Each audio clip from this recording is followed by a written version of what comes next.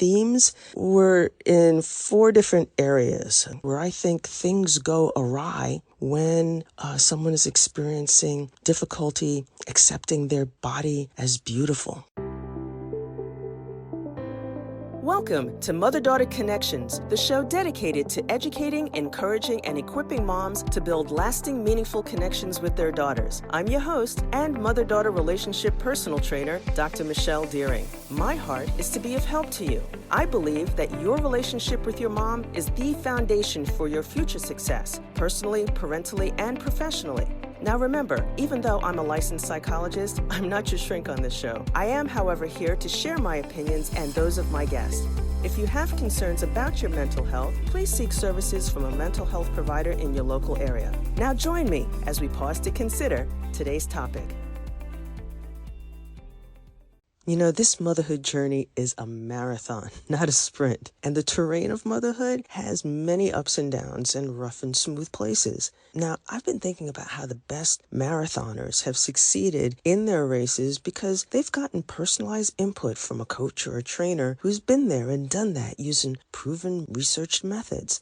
So, for motherhood, why not follow their example? If you're a newbie mom or a mom in the trenches or even a seasoned mom in the marathon that is motherhood, working with a coach or a personal trainer who's been there and done that well will not only prepare you for the terrain ahead, but it'll also help you do what you need to do now to be the best mom you can be for your daughter. That's why I'm offering you my Motherhood Mastery Mentoring Program. Drawing upon my sports psychology training to address having an optimal mom mindset, the Motherhood Mastery Mentoring Program is designed to give you personalized and practical tools, strategies, research, evidence-based approaches that will help you connect confidently with your daughter instead of contributing to conflict. Hear and be heard by your daughter instead of having heartache, and communicate more clearly instead of constantly circling around issues. So, if you're tired of tensions, or you're wanting to be prepared for the next stages, or you're committed to continuous improvement, or you're just longing for change in your mother-daughter relationship, then apply today. I'm opening up just 7 slots for new mentees. So grab your spot by going to bit.ly/motherhoodmentor.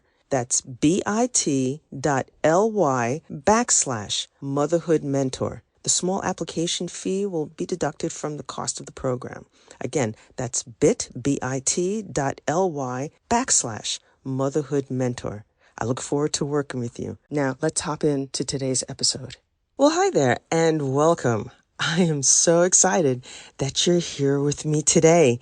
You know, last week when we met briefly, I was talking about things on my heart as it relates to beauty and you being beautiful. So just listen in to last week's episode, click on that link, share the link with friends. But today, I want to take some time to share with you just some of the things that can go awry when it comes to the realm of beauty as it relates to how you see your body and how you might feel anxious in social situations or be experiencing social anxiety. Now, as it relates to social anxiety, I did a previous episode. Definitely click on the link to that. I'll have that in the show notes, but check out that. But as a quick review about social anxiety. Social anxiety is when someone experiences fear of either experiencing embarrassment or being judged negatively or evaluated negatively, or having their social status or role or behavior be negatively affected. When that happens, that's when someone's experiencing social anxiety. That's just a quick review, but definitely go back and listen to the previous episode that I did on that. But earlier in my career, one of the things that I did as a licensed psychologist for nearly 10 years was work with young ladies who were experiencing difficulties around how they related to food, and then specifically those who had full-blown eating disorders. And one of the things in my work, because it always, as I listened to them and helped them and provided therapy for them and helped them get better, one of the things that I noticed in terms of themes that would come up around how they saw their body, or as we call it, body image, we're in 4 different areas. And those 4 different areas are the areas where I think things go awry when someone is experiencing difficulty accepting their body as beautiful. And those 4 areas are as follows. The first area has to do with boundaries. What I found is that those who have or dealing with body image issues are those who have had or are having boundary lines crossed with them in terms of whether the boundary lines are being crossed emotionally, verbally being mistreated, being derogatorily talked to, where someone might be mistreating them and crossing boundary lines mentally in terms of how they're viewing them or saying things about them, or physically in terms of being mistreated that way in terms of boundary lines being crossed. So boundary lines being crossed is one thing that can start and make things go awry as it relates to your body image. The other area, the theme that I've seen with young ladies who are having issues with their body and seeing it as beautiful, has to do with being overburdened with demands and expectations, whether those demands or expectations are internal or external. And the way in which that morphs for them is that they want some semblance of control, or they feel out of control, and thus they start seeing their body as the only way to control things. So that overburdened experience with demands and expectations can make things go awry in terms of how you see your body. The third area or theme that I've seen arise has to do with the person having difficulty dealing with change.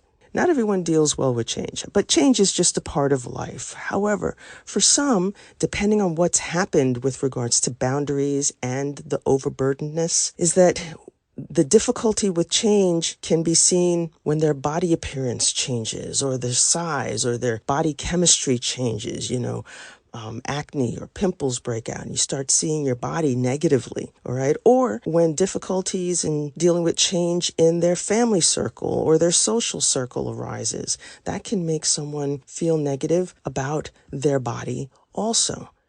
And the fourth area has to do with yearnings for sense of control and stability, those yearnings not being met. And so that can lead to a person having difficulty seeing their body in a positive light. Now, each of these themes, boundary lines, overburdened expectations and pressures, difficulty dealing with change, yearning for a sense of control and stability, each of these themes can contribute to not just a person having difficulty with their body image, but it can contribute to them experiencing social anxiety around that and how they see themselves in public. Now, if you're a tween or a teen, just know that I'm for you. I am here in your corner. But I just have a couple of quick questions to ask you. One is, has your mom had the talk with you? I'm not talking about the birds and the bees talk. That's from another episode. I'm talking about, has your mom talked with you about your menstrual cycle? Now, if she has had the talk with you about it, how'd it go? I mean, did you have any questions as a result of that talk? And if your mom has not had the talk with you yet, or if the talk that she did have left you with more questions, or it left you feeling confused and feeling some kind of way or a little uncomfortable, then I'd encourage you to just ask her to talk with you again so that you can have more clarity and understanding about what the menstrual cycle is all about. I actually have an episode coming up where I have on a wonderful woman named Jessica Median. So definitely make sure you tune into that episode. Listen to it with your mom, because I think it'll be a wonderful time.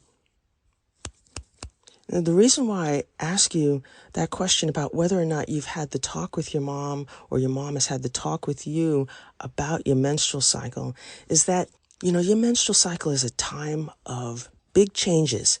And I don't want you to be scared about them. And even if your menstrual cycle has started and, you're feeling some kind of way about that, just know that change is an awesome thing. It's a time for growth that leads to a different kind of newness, almost like a new slate, okay, where there are potentials and opportunities for so many things ahead of you. it's also a time for shedding those things that are not helpful and don't promote growth. Just shed those things. I'm kind of being metaphorical about that, but there's a metaphorical part and there's a literal part, okay, of the shedding and stuff. But we'll get into that when I have my guest on. But I really just want you to know that this time is a time of newness and potential for you. So when it comes to your body and it undergoes these changes, I want you to embrace it.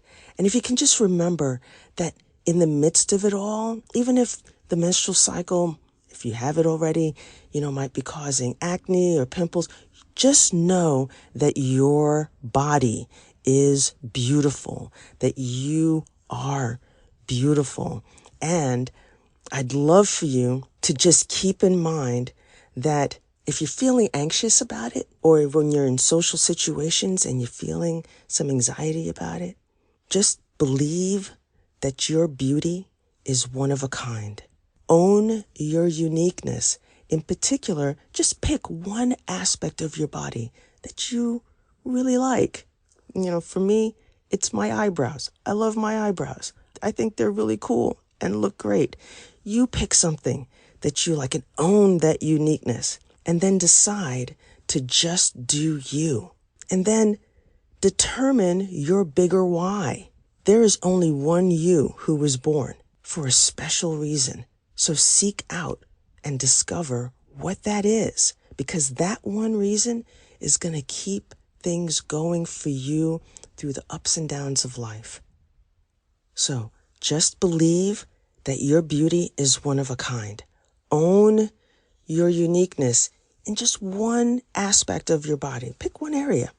Decide to just do you, and then understand what your big why is. Discover that. Seek that out. I am so glad that you joined me here today. And if your mom was with you listening to this, that's awesome. Okay, Mom, I'm so glad that you listened to this with your daughter. Or if you're a mom just listening to this by yourself, definitely encourage your daughter to listen in to this week's episode, last week's episode, and definitely next week's episode when we're going to be talking about all things menstrual cycle with my guest, Jessica Medellin. So be encouraged.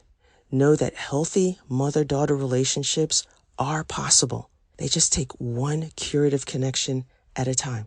I'll see you next week. You've been listening to Mother-Daughter Connections with me, your host and mother-daughter relationship personal trainer, Dr. Michelle Deering. Thanks so much for joining me today. Make sure to subscribe so you don't miss an episode. Share this episode with a friend so they don't miss an episode. And download the resource in the show notes. Until next time, remember to pause to consider how you can connect intentionally so you can improve relationally with your daughter.